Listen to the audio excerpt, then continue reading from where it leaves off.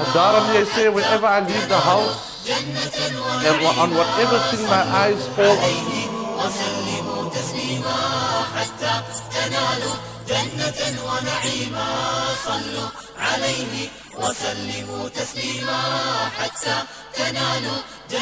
Sabr. Allah Ta'ala says, Wallahu yuhibbu as-sabirin. Allah Ta'ala is lief with Adikina. School governing body of South Coast Madrasa.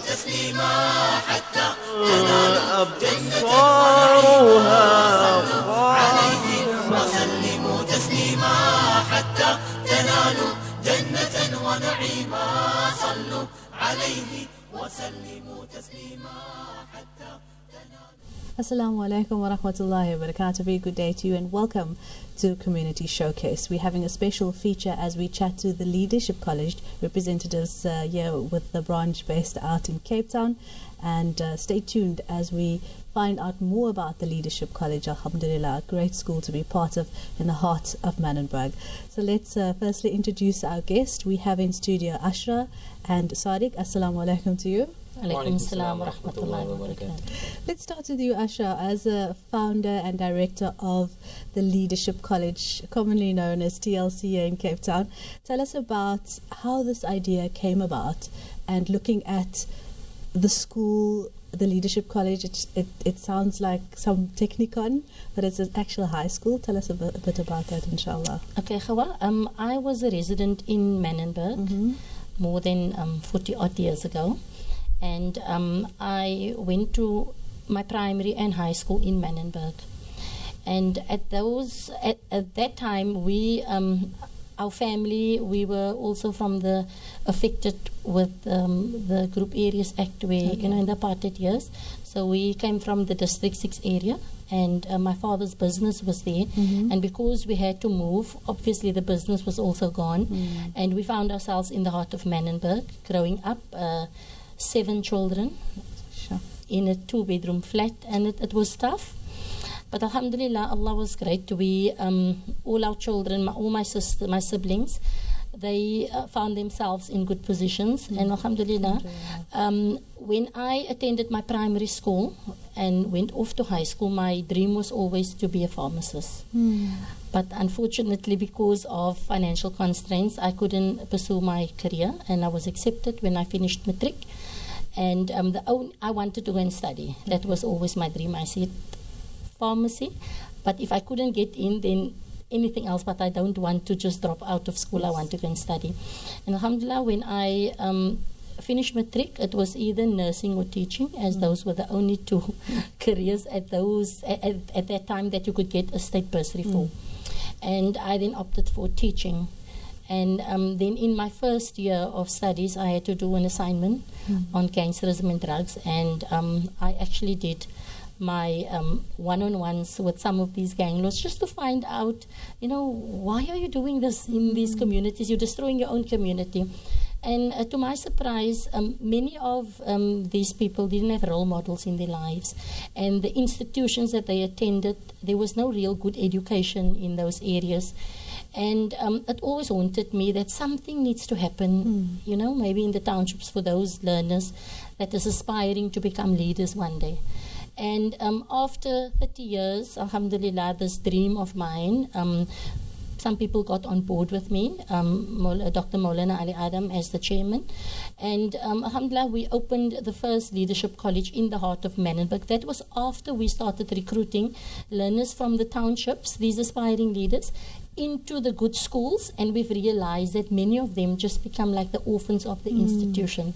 And this is why we decided to open the school in the heart of Manenberg. And alhamdulillah, we started with 47 young leaders, and today with the school is 530 leaders. I've never quite heard learners being described as that. And that actually motivates one more. So shukran so much for putting that across and approaching them in that way instead of just learners and students. So the Leadership College, you are leaders, not learners here. Tell us, when the school was launched, what was the premises like? How many students were there? Okay, we started on the 18th of January 2010 with 47 young aspiring leaders.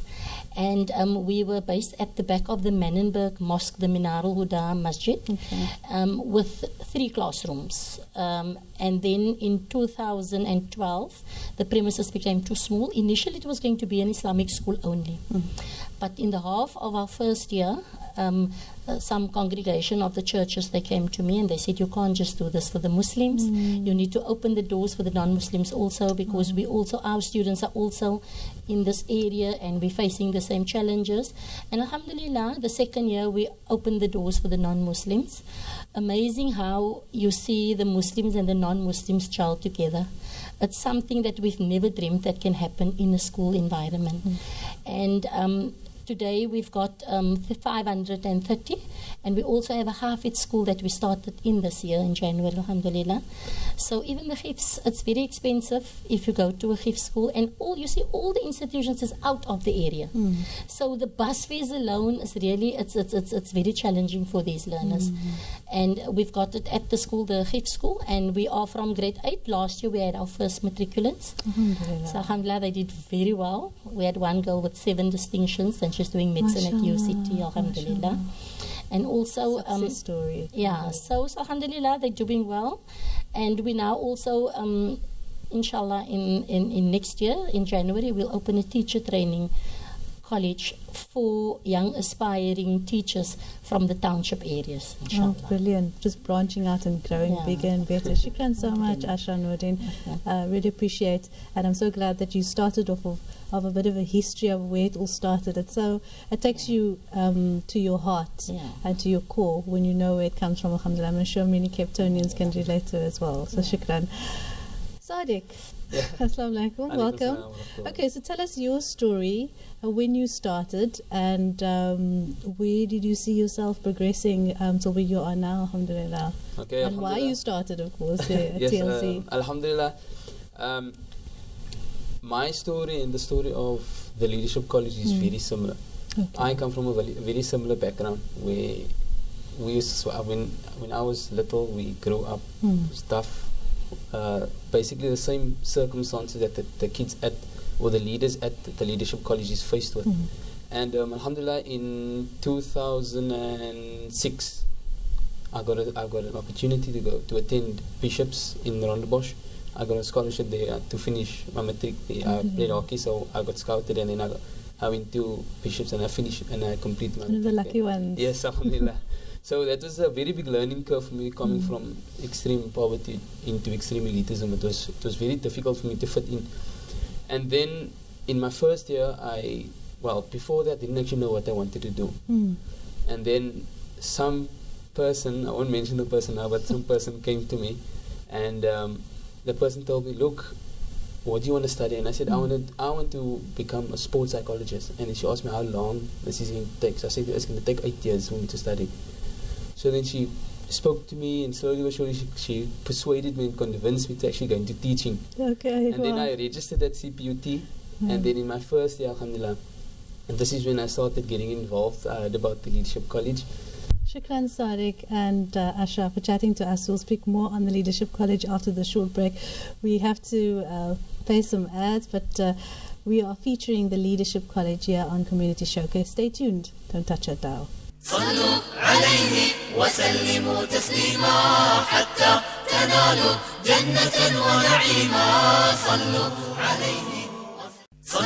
عليه وسلموا تسليما حتى تنالوا جنة ونعيما صلوا عليه. Assalamu alaikum, a very good day. Welcome back. This is Community Showcase. I'm Hawa Solomon, and we're featuring the Leadership College, commonly known as and affectionately known as TLC here in Cape Town. We have now in studio head boy and girl with us, they will be telling us their story. Assalamu alaikum and good day. Wa alaikum salam. Shukran so much for joining us, guys. They're very excited being here today. And Aisha, if I start with you and Lunwabo. Aisha, tell us your story of when you started at TLC and what is your experience like at the Leadership College. Earlier on we heard from is it Mrs. Norton telling us how the potential leaders are growing, and looking at now the leader sitting in front of us. Tell us your story. Well, my story started in 2011. Actually, in 2010 when I enrolled at the Leadership College, and then 2011 I started out in grade 8, and I've been at the Leadership College since then. So this is my last and final year, inshallah. And like any pathway that you go in life, you know, you have an experience. There are ups and downs, but alhamdulillah, I've persevered, and I would say that it has taught me a lot about life, and about how life changes when you become a teenager and when you go to high school. And most of those changes, or most of those lessons, were for the good. And it also contributed to the upliftment of me as a person, because it was like the school was just, you know, like, it was like it just matched with the way I am. So I just like everything that happened, I just like, okay, this is what I want, and this is what I needed, and yeah, I am today. Alhamdulillah. Now tell us how TLC helped to address the problems in the area. We know that it's in the heart of Manenberg, and what comes with being in Manenberg. It has helped a lot, because I think that many of the children that have been given the opportunity to attend the Leadership College have now, like, they now stand a better chance at furthering their studies, because of the portals and channels that the school opens for them. And also I think that because of this, you know, now people in the community see TLC as an oasis, a place of hope. Like, okay, I want my child to be there, because I also want my child, you know, to be successful like the children of that school. So I think that in that way, very positive. Shukran. I feel like interviewing you all day, Aisha. But we have to move on to Lonwabo. Thank you so much, and shukran for being here today. Your story as the potential leader, did it also start in grade 8? My story started out in grade 7, actually, when I was in search for a high school. So we were all, my mother and I were like, okay, which high school am I going to go into? And I was writing tests for scholarships and all of that. And I was taken in to go at, I think, Randbush Boys and Wynberg Boys High. And I was unsuccessful because of not having a family member there. So the school approached, the Leadership College approached our school, Heidelberg Primary, and they asked for the top maths and English students in the school for an interview. And then we went for an interview, my friend and I, and we both got accepted. So my journey began in 2010, in the end of 2010 and in the beginning of 2011. And ever since 2010, the school has opened a total different Lonwabo, because I was an introvert, never liked speaking to anyone. Really? Now I've grown into this person who likes public speaking, who likes helping others, and I was all like, okay, when my goals in life were just to achieve and provide for my family. But now through the Leadership College, I've learned that it's not about the individual itself. You have to bring back to the community also, so that you have a positive change, make a positive change in the world. When you say grow and achieve providing for your family, my goodness, how old are you? 18, 16? 17. Wow, 17-year-old saying that does put a lot of history and a lot of impact in what you are saying. So thank you so much for sharing your story. But how has the Leadership College, would you say, helped you with a good education and even a better grounding? As I've said, that my goals in life would like to achieve and provide for my own family. Now the Leadership College has exposed me to a world that you don't have to provide for yourself alone. There's other people who are suffering, and what good is it to me if I can't share it with others? It's like saying that my class teacher always says in the morning, that if you can't share something, then it's actually worthless. So what the Leadership College has taught me is that I have to actually share the knowledge that I've gained with other people in order to allow them to make a difference in their lives. And I want to ask each one of you, what was it like achieving the goal of head girl and head boy at the school this year? Because you're the second year matriculants. Tell us, what was it like? I'll start with you, Lonwabo. I was actually quite surprised, and I didn't believe it, because we were all like, they called the top 15 who made it for the executive committee. So they were all calling the deputies, and then I was like still part of the 15 of the executive committee. And then when they called out for head boy, they were like, the whole school was like Lanwabo, and I was like, no, I can't believe this. I couldn't even hear when they was shouting my name out, when the presenter, Ms. Isaacs, our teacher, was saying our names out. I was like, oh, okay, is that me? So it was an unbelievable acceptance. Shukran. And you, Aisha, what was going through your head when you heard head girl Aisha? I was very, very overwhelmed. It was like a part of me told me that, okay, this is something that you have been working towards, and the fact that I achieved it was like, wait, what? It worked. I have it. And then I was like, I felt so humbled and appreciated at that moment, because the fact that the children looked up to me and they saw a role model, that is what inspired me, and that is also what made me so happy, because I never knew that I influenced people in that way, and I never knew that I could inspire people that way. So when I became head girl, it was like it confirmed that for me, and then I was just like, okay, alhamdulillah, I have it now. Looking at donors outside, looking into to support the Leadership College, what is your message to them with regard to the current status of the Leadership College, and who are they really supporting? Aisha Lunwabo. I think donors should actually look at the long-term issue. They should not look as just an investment. When you're looking at the Leadership College, you're looking at the entire community, which is Manenberg. Now, in this community, we don't have access to proper labs, unlike other Model C schools that have proper facilities for physics and maths. We actually don't have that. So we actually have to work from textbooks and all of that. So donors, by them bringing maybe science labs and all of that, they'll be helping a lot of people, even the community, because now the Leadership College is like an oasis, as Asha said. People from different parts of the community can come into the school and utilize these facilities, which will be brightening up a lot of people's futures. A brilliant message from a true leader. Lunwabo and Aisha, shukran so much. All the best, and definitely reach for your goals. They are higher than what you think that they are. Shukran. Stay tuned as we continue with Community Showcase and reviewing the Leadership College. Back in a moment. صلوا عليه وسلموا تسليما حتى تنالوا جنة ونعيما. صلوا عليه وسلموا تسليما حتى تنالوا جنة ونعيما. صلوا عليه. Assalamu alaikum. Welcome back to Community Showcase. I'm Khawa Solomon, and we're in our last segment as we interview the Leadership College with representatives based out in here in Cape Town. And Asha is back in studio with us, as well as Maulana Adam. Inshallah, if we could start with Maulana. Assalamu alaikum. Maulana, please tell us about the expansion model and the plan for the future of the Leadership College, inshallah. Before we talk of the future, a few seconds on the past. Okay, inshallah. I think there has been a very profound movement for the last 40 years to revive Muslim education, or in a way to take control of education by Muslims, starting with the first conference in 1977, the first Makkah conference. And there has been a struggle, although many schools have opened up.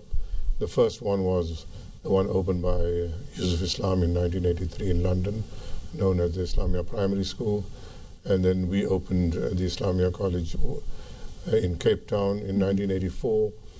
And globally, at the moment, there could be well over 2,000 such schools. However, along the line, the infrastructures, energy took up a lot of time, and people started getting burnt out and lost a bit of the vision in terms of that we need to serve the Ummah in general, we need to serve the poor, we have to use education as a powerful tool for dawah. These things, not that people were not keen to do it, but the energy to have classrooms and to have good teachers took away a lot of that. And then we realized that because of the demand from the Muslim community for such schools, it became very difficult globally, not only in South Africa, to be able to include the poor and the needy and the vulnerable.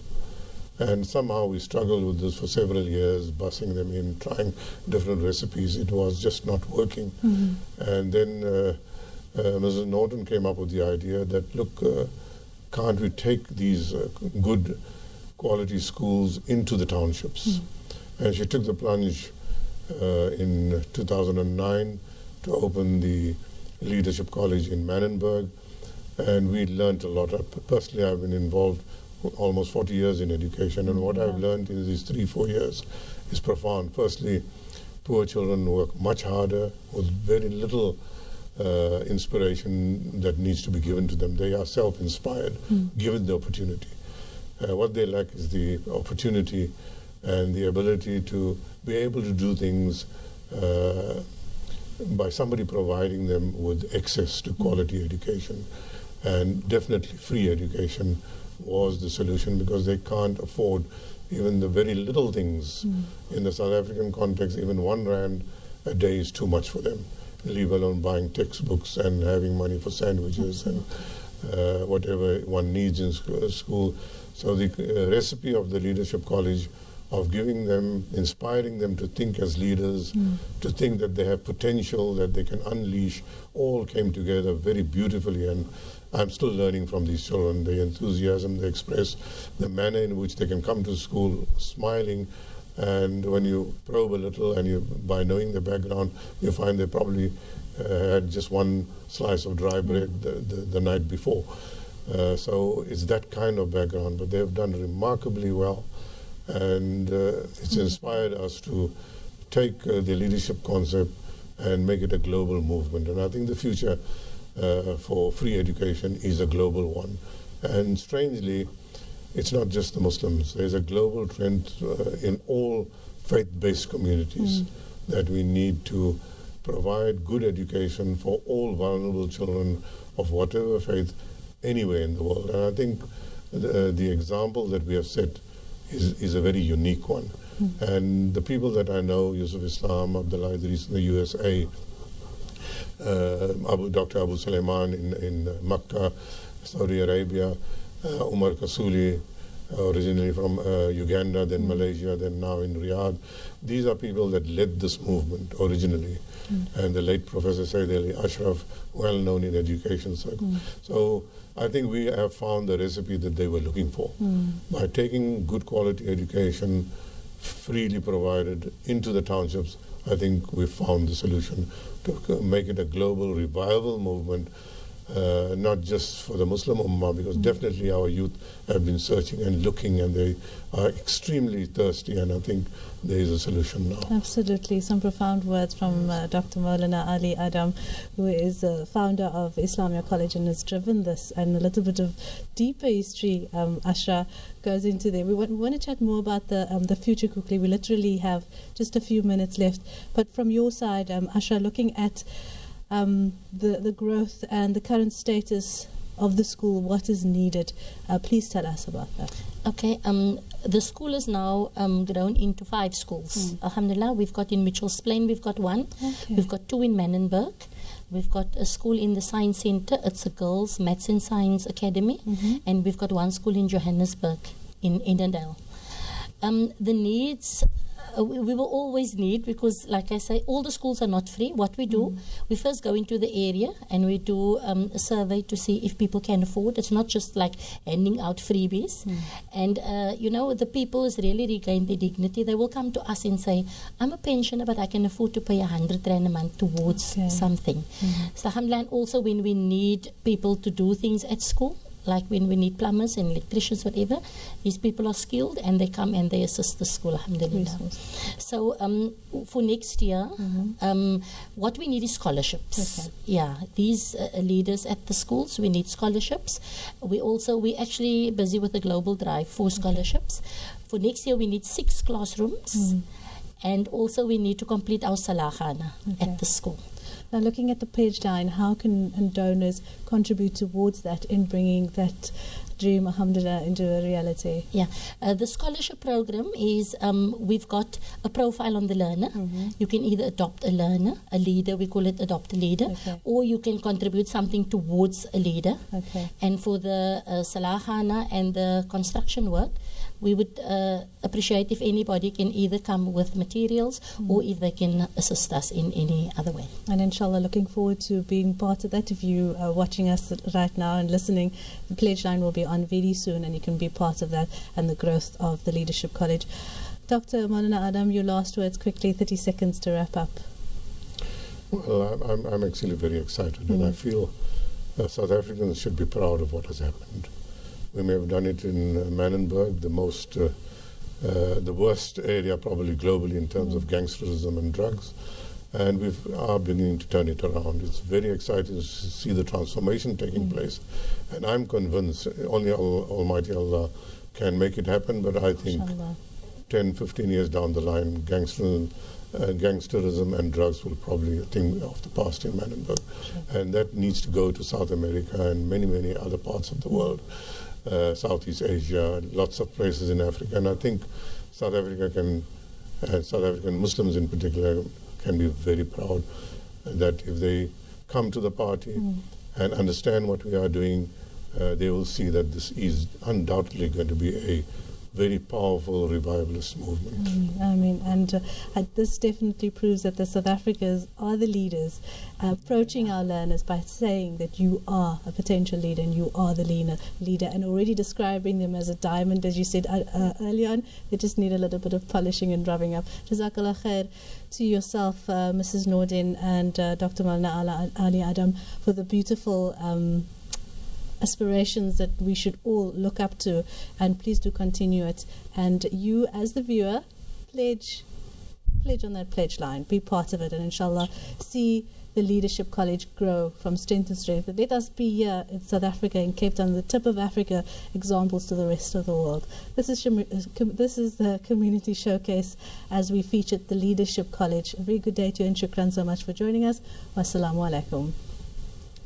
صلوا عليه وسلموا تسليما حتى تنالوا جنة ونعيما. صلوا عليه وسلموا تسليما حتى تنالوا جنة ونعيما. صلوا عليه وسلموا تسليما حتى تنالوا جنة ونعيما. صلوا عليه وسلموا تسليما حتى تنالوا جنة ونعيما. صلوا عليه.